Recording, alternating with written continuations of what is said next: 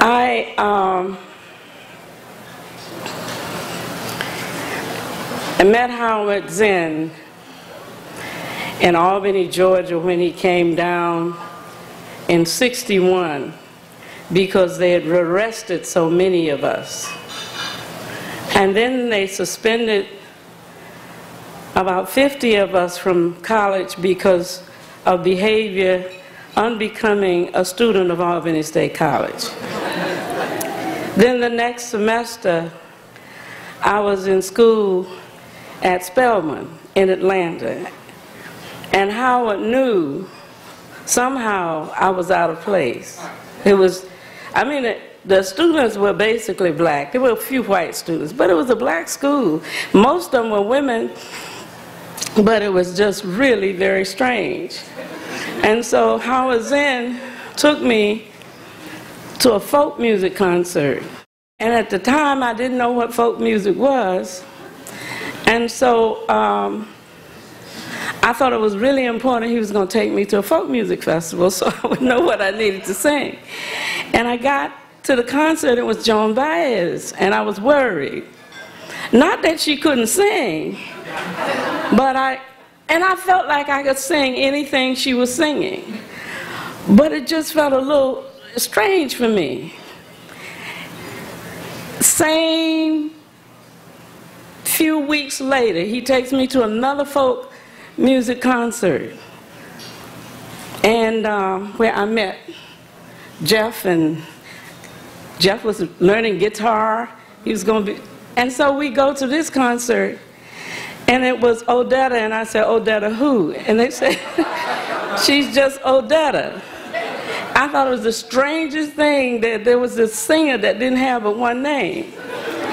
She got up on the stage and she said, Joshua fit the battle of Jericho, my Lord, Jericho, Lord, Jericho, Lord, Joshua fit the battle of Jericho, and the walls come a-tumbling down. You may talk about your man of Gideon, you may talk about your man of Saul. There's none like a good old Joshua, and at the battle of Jericho, that morning when Joshua fit the battle of Jericho, Jericho, Lord, Jericho, Lord, Joshua fit the battle of Jericho, and then the walls come a-tumbling down.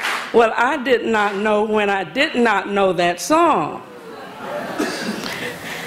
I said, oh, was that a folk song? Into places that started to teach me, and they taught me stuff, and I learned the stuff.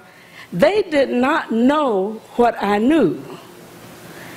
It was incredible when I went to jail that I actually knew how to raise a song in a congregation, although I had never done it before, because the divas in the church were the people who did that.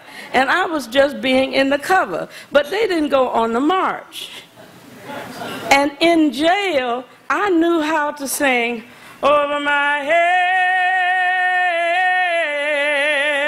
I see freedom in the air. They had never sung that in church. They always sing a churchy text. The first line of that spiritual is trouble. We had just done the first march. I knew we were in trouble, but I started the song instinctively, and then I'm looking down the line of the song, and I say, I know we're in trouble, but that ain't gonna help us. And I flipped the song. Now, it's a sacred song. I had never in my life before changed a sacred song. So I get to the end of the line. Over my head, I see freedom in the air. we're in Union Baptist Church. There are about 200 of us. We're there because we can't go back to Albany State College because we just did the first march in Albany, Georgia, and I have to do the second line because on the first line, don't nobody sing with me. Over my, when I hit head, I got company. Over my head. And just like in here, there was a chord, so I knew I was going to live. I see freedom in the air. Over my head, I see freedom in the air. There must be a God somewhere. It was the first time I had taken a sacred song and changed it to name a new stance that was taking place in my life and in that time.